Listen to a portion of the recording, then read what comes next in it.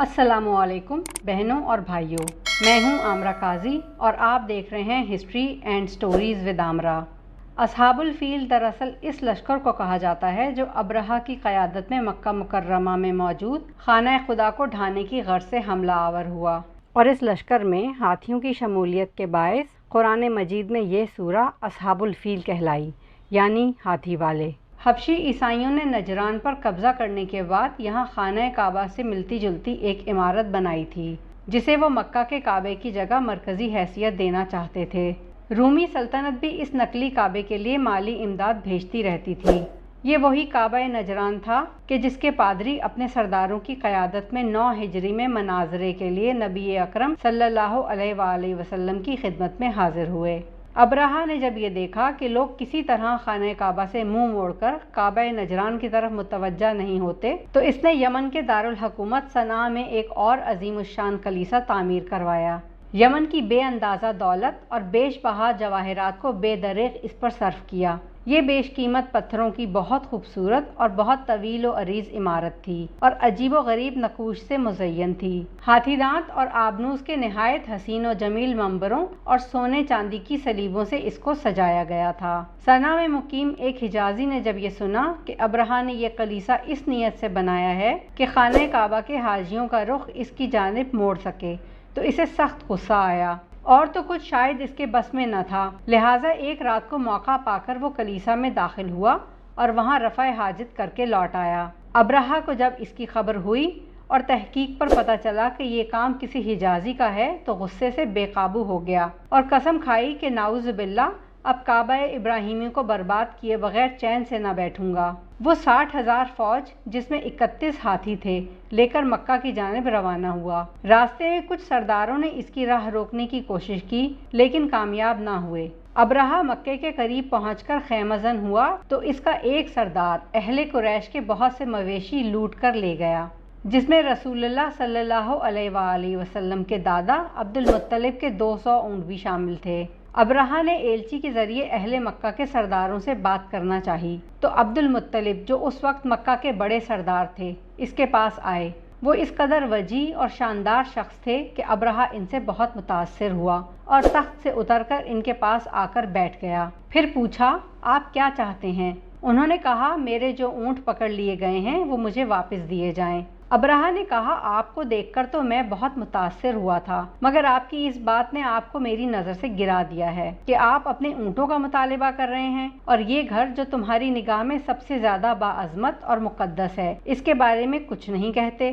इसके जवाब में अब्दुल मुत्तलिब बोले, मैं तो सिर्फ अपने ऊँटों का मालिक हूँ, इन्हीं के बारे में आपसे दरख्वास्त कर रहा हूँ। रहा ये घर तो इसका एक रब है, वो इसकी हिफाजत खुद करेगा। अब्रहा ने जवाब दिया, वो इसको मुझसे न बचा सकेगा। अब्दुल मुत्तलिब ने कहा, आप जाने और वो। ये कहकर वो अब्रहा के पास से उठ खड़े हुए और इन्हें इनके ऊँट वापस कर दिए गए। लश्करगाह से वापस आकर अब्दुल मुत्तलिब ने कुरैश वालों से कहा कि वो अपने बाल बच्चों को लेकर पहाड़ों पर चले जाएं ताकि इन्हें कोई नुकसान ना पहुँचे। फिर वो और कुरैश के चंद सरदार हरम में हाजिर हुए और काबा के दरवाजे का कुंडा पकड़कर उन्होंने अल्लाह ताला से दुआ मांगी कि वो अपने घर और इसके खादिमों की हिफाजत फरमाए। इस वक्त खाना काबा में 63 बुत भी मौजूद थे, मगर ये लोग इस नाजुक घड़ी में इन सब को भूल गए और उन्होंने सिर्फ अल्लाह के आगे दस्ते सवाल दराज किया। इनकी जो दुआएं तारीख में मनकूल हुई हैं, इनमें वाहिद अल्लाह के सिवा किसी दूसरे का नाम तक नहीं पाया जाता। हालांकि इससे पहले वो बुतों की परस्तिश का ये जवाब पेश करते थे कि वो इनके वसीले से खुदा की रज़ा हासिल करना चाहते हैं। ये दुआएं मांगकर अब्दुल मुत्तलिब और इनके साथी भी पहाड़ों पर चले गए, जबकि अगले रोज़ अब्रहा मक्के में दाखिल होने के लिए आगे बढ़ा, मगर इसका खास हाथी जिसका नाम महमूद था वो सबसे आगे था, यकायक बैठ गया। इसको दोबारा खड़ा करने के लिए बहुत तीर मारे गए, यहाँ तक कि वह शदीद जख्मी हो गया, मगर अपनी जगह से ना हिला। इसे किसी और सिमत मोड़कर चलाने की कोशिश की जाती तो वो दौड़ने लगता, मगर मक्का की जानिब जब मुंह मोड़ा जाता तो फौरन बैठ जाता। इतने में परिंदों के झुंड बहिरे अहमर की तरफ से नमूदार हुए। उनकी चोंचों और पंजों में छोटी छोटी कंकरियां थीं। उन्होंने लश्कर पर संगरेजों की बारिश कर दी, जिस पर भी ये कंकर गिरते इसका जिस्म गलना शुरू हो जाता।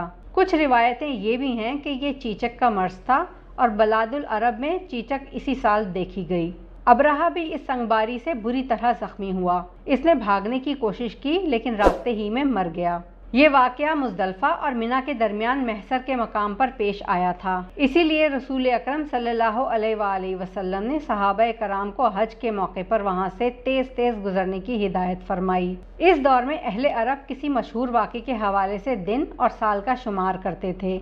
असहाबुल फील का वाक़या बजा तौर पर कुदरत खुदाबंदी का इतना हैरान कुन और नाकाबिल फरामोश मौजज़ा था कि अरबों ने इस साल को आमुल फील कहना शुरू कर दिया। इस वाक़े के 50 रोज़ बाद नबी अकरम सल्लल्लाहु अलैहि वसल्लम की विलादत हुई और ठीक 50 बरस बाद कुरान पाक में सूरह फील नाजिल हुई कि जिसमें इस वाक़े की तफसील बयान की गई है। इस सूरह के नज़ूल के वक्त बेशुमार ऐसे आदमी मक्का में मौजूद थे जो इस वाक़े के ऐनी शाहिद थे। जिन्होंने खुद ये वाक़या नहीं देखा था, उन्होंने अपने आबाओ अजदाद और करीबी रिश्तेदारों और दोस्तों से इतने तवातर से सुना था कि इसके बारे में इन्हें किसी भी किस्म का कोई शक लाहक ना था और ये हमारे ईमान का भी हिस्सा है।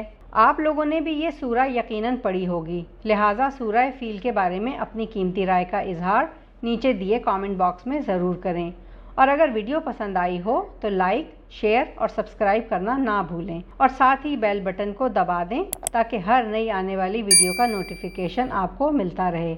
अल्लाह हाफिज़।